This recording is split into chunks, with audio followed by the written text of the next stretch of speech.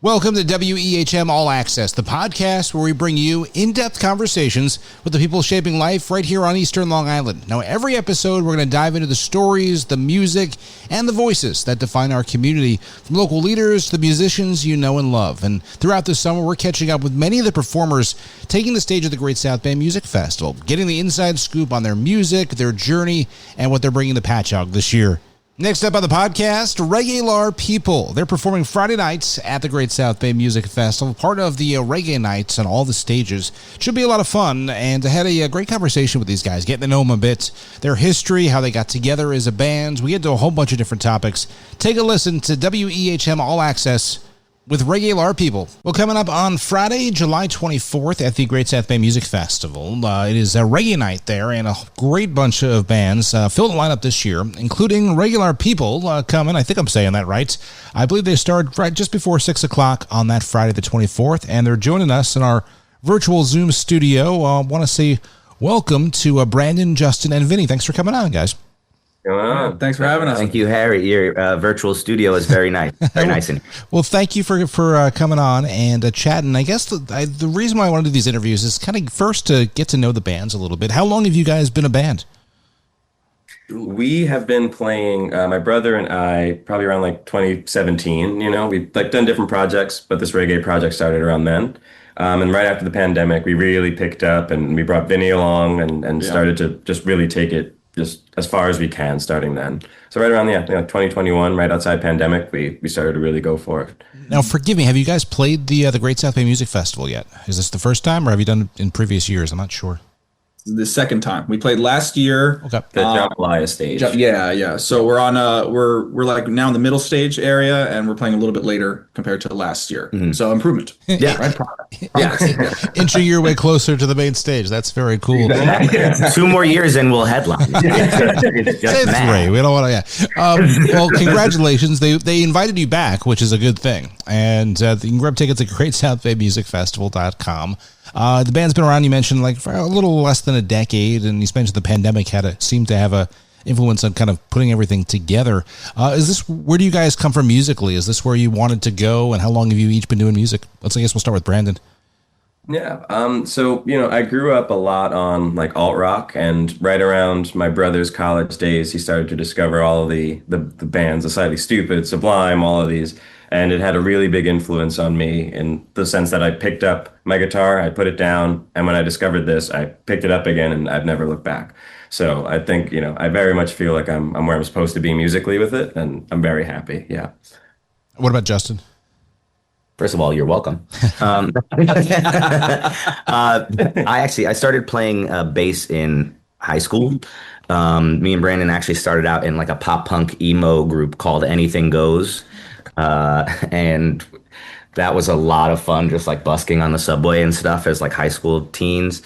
And then basically I discovered in college, I discovered reggae rock, but I also discovered that I had depression, and it was nice to know that they offset each other really nicely, where it was like, man, summer's a state of mind, the beach is a state of mind, and if I could just channel that when I'm going through some really tough stuff, then I could unlock a lot of potential. And so for me, that's when I connected with the music. I showed Vinny the Dirty Heads. Mm-hmm. I'll let him jump in now, but it's been a while for me. Yeah. So musically, I started, I was pretty young. I was like maybe 10 or something, like middle school. I was in band. Like my mom was like, you're going to be in band. Like you might hate it now. You're going to like it later. She was 100% right. Don't tell her that. Why would you not tell her that? No, so I played low brass in school. So I was playing like baritone, horn, like not really trombone, tuba, stuff like that.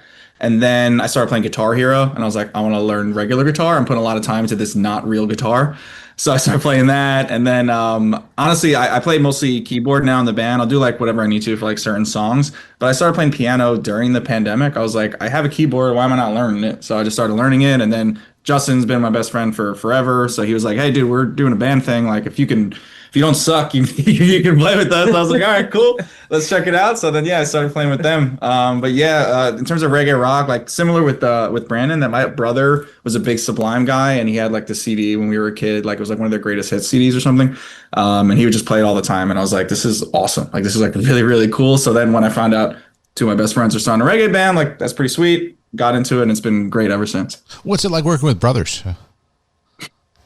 It's the worst. No, it's cool. I also have a brother, so I understand the dynamic like decently well. But no, it's good, man. They get each other. They get along really well. Like they don't mind just being real with each other, and that stuff is so important. You know, I feel like a lot of times people won't just be honest, and they will.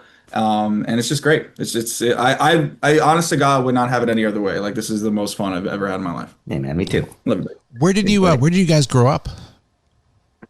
So we grew up in Queens pretty much. We bounced around Queens a little bit, but that was kind of our upbringing. And Vinny was born in Brooklyn and then grew up in Staten Island. Exactly. Yeah. So we just say Brooklyn. We just say New York. We just say Brooklyn. What's the year difference between the brothers, Brandon and Justin? How old are you guys compared to? It's about 2.5 years. Yeah, I'm 34 right now. I'm turning 35 And I in just turned September. 32. Wow. Now, had you always done music together? Like how I guess young were you guys when you first discovered that you wanted to do this?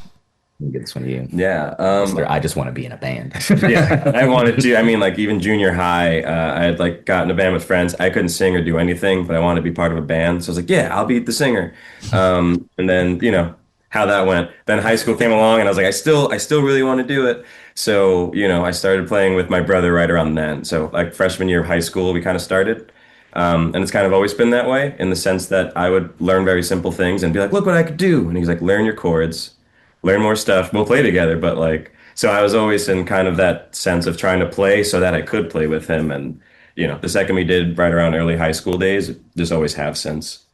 Yeah, and I was just stalling to try to get better myself. So the fact that it worked on him is great. What do you remember about those early days writing and rehearsing together as brothers? There's that certain dynamic. What was that like? Oh, that's a really good question. I just remember, so our first song release is called Shawty Left Me, and it was the first time that I think ever Brandon had come to me with like a skeleton of a song. He's like, dude, I just wrote this thing. Here's the chords. Here's my verse. And I was kind of going through a breakup at the time as well. So I was like, oh, this is really cool. I used to write poetry a lot too. So I had like a writing muscle, and I woke up in the middle of the night and I just like heard what he had played to me, and I scribbled out like a verse on this paper because, I guess I didn't have a smartphone then. I remember pen to paper. I'm not making it up. And the next day I showed it to him, and it took a little while to get all the words to fit into the musical structure that was provided. But that was like the first time that we had built something together that we could then show people and our family and be like, hey, what do you think of this thing we did? And they were always super like, it's the best song I've ever heard. You're better than the Beatles. And we're like, dude, we're not at all. But thank you so much. It kind of helped us do more of that. That's great. Your sound blends, I guess, reggae, rock, hip hop. Was that fusion intentional from the start? Did it evolve naturally where you wanted to include certain things? How did you go about that and kind of defining your sound? I would say, you know, for me at least, it very much started with my love of the Dirty Heads, and so I was really, really big into them, and that's a lot of the style that they have, right? They like seamlessly blend a lot of the rock, hip hop, and everything together. And so it just so happened that way. When I was writing and started to perform, it just came out in that style. You know, I was clearly very influenced by it. And so more often than not, it's just that blend of that. Plus, you know, hip hop is New York, it just goes hand in hand. So we grew up off it. Even if you're not listening to it every day, you're hearing it all the time. Vinny's just like a sound person, you know, like he's just trying to find the best sounds to throw into the thing. Actually. So like it is cool because me and Brandon did have kind of a skeleton and a way that we wrote songs. And sometimes you want to get all of the people you care about in on a project, and it like makes things really messy. But this just kind of added and enhanced it and gave us another. Vinny kind of doesn't think about things in terms of reggae rock. He just thinks about things in terms of, does this sound good or cool? And is it adding to the project? Yeah. So I just wanted to shine that out on kind of what you bring to the table all the time. If you ever hear a helicopter noise while we're playing live, it's Vinny. That's my signature sound. That's my. So, you know, it's just always adding to it with That's sound. cool. No, that's great. Everyone brings their own unique sound to this project. When did you guys, because obviously you guys seem to be having a lot of fun with it, but I know you mentioned during the pandemic it kind of started. When did you realize this was a band with like real momentum, kind of a future where you could go out and do these shows? That's a good question. Basically, I remember we had done maybe me and Brandon had done maybe 2 or 3 shows right before COVID had locked everything down. And so we just kind of started finding our footing, and we started kind of getting this feeling from crowds. Like immediately upon playing, like I said, with my family being so supportive, we felt like we had something that people wanted. People were like, they just are having fun up there. And that immediately was returned to us. So like, after that all started happening, everything shut down, and me and Brandon realized like, oh, maybe we don't have all the time in the world to go away to college for 4 years and then come back and then practice for 2 weeks, and then I have a job in Brooklyn now. And so like basically upon returning to being out and playing live shows, this kind of project really incubated. We were getting more and more motivated to do it. And then right as soon as we were allowed to, we locked in, the supporting cast, and people have been really great at receiving us. If I felt like I was bothering anybody by like playing my music, I would probably revisit doing it. It never feels that way. And everyone always is really kind. And, yeah. We had one show. We had like the Bowery Electric show. So we were playing some decent like venues and gigs, and everything was going really well. Good call. But there was like this one, we played Bowery Electric. It's not Bowery Electric anymore, but a phenomenal venue, right? And we just had such a good crowd and turnout, and people were just having a good time, and we were just like looking around after the show, and it was just like I feel like for me specifically, and probably for us, it felt different. Okay, cool. Like, hey, we're not just messing around here. Like if we try, we can maybe do something. The first show where some people were singing our words, and we were just like, you hear that? Yeah. Oh yeah. I was like, what? I don't know the words. What the hell's going on? Vinny doesn't know. But yeah, so that was cool. That was a cool moment. You've described your music as storytelling set to a reggae beat. I read that, and I was curious, how do you approach songwriting? How does it work with the three of you? Do you guys sit down individually or together? How does that process go? Yeah, I think, we approach in a bunch of different ways. I think commonly I'll end up kind of writing something, not completely, but I'll usually start with like writing something, and it's usually inspiration from just life itself, right? So like whether I'm going through something or just the state of things, we like to have songs that are party, of course, and are fun, but we also like to have songs that are kind of highlighting real things. Whether it's parties are real thing. Yeah, parties are real things too. So don't talk shit about parties. But yeah, so we, it really starts from there, and it's usually like I'm feeling a way about something, and it just hits me like, all right, well, try to put it into some words, and I'll bring it to Justin, who usually is like, oh yeah, no, I feel this way too. Let's do something with this, and then we start to bring everyone together, and that's when we really start to kind of hammer all the pieces into place. But it'll often, and we're very open, so anyone can kind of bring up lyrics. I'll just usually bring up a little first piece, and then that kind of is the inspirational kickoff that makes us all kind of go to high gear and bring this through. Yeah, Brandon's definitely the Kickstarter. I feel like I can then either help direct where something's going to go or just add to it from my side of things. Our most recent song even isn't anything too deep. Lately, yeah, don't worry. That's an inside joke. Talk about it another time.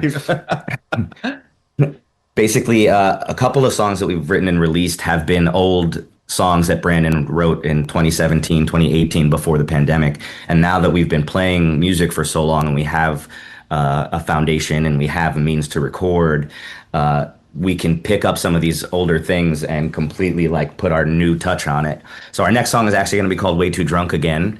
It's inspired by true events, and we've brought a lot of people from the scene, like kind of into this labor of love. Yeah. We have Greg from Cashed Out featuring on it. We have Nick from Ballyhoo has done the artwork. So it's just like a real labor of love to the kind of good vibes of the reggae scene. And really, we just want to help grow the scene and keep what makes it special intact, because I see a ton of things that are developing and people are getting more traction, and then it kind of loses what made it special in the first place, because you're trying to cater to so many people and so many different things.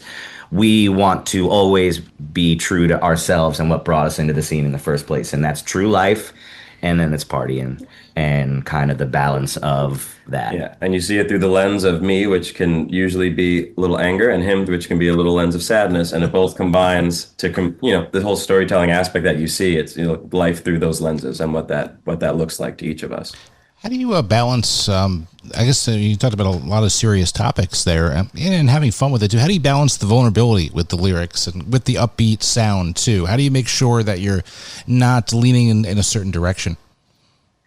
Yeah, I mean, for me, I'd say, and while we won't always do it, what I'll try to do is I'll usually make the music very similarly happy. It can almost be like very Bob Marley-esque, where you're like, oh, this is the best song. I want to like just sit and relax to it. And then you like listen to the words and you realize that the words are very serious and not all that happy.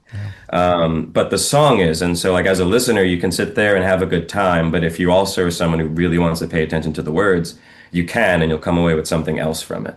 And so we'll often do that. There's songs that we have that are sad and they're meant to feel that way. But there's some where it's like, hey, we're going to have this moment of reflection. If you don't want to, you can still enjoy the upside of all of this, right? Which is still that we want to have fun at the show. We don't want to bring everything down. And so, it's a fine line that we have to walk, but I do think we do it well. I'm really into grief for some reason. Like it's something that touches every single person. And so I think it's really special that we get to play this music, but also the three of us do a really good job on stage of talking and bantering with the crowd. We'll preface what a song is about. We'll invite you to dance it out and like reflect on your grief a little bit. And then we're back in, right? Like it's a very human thing. And I think we all forget to allow space for anything that feels even a little negative, and to have the people on stage saying, hey, this is the time to let that out, let that go.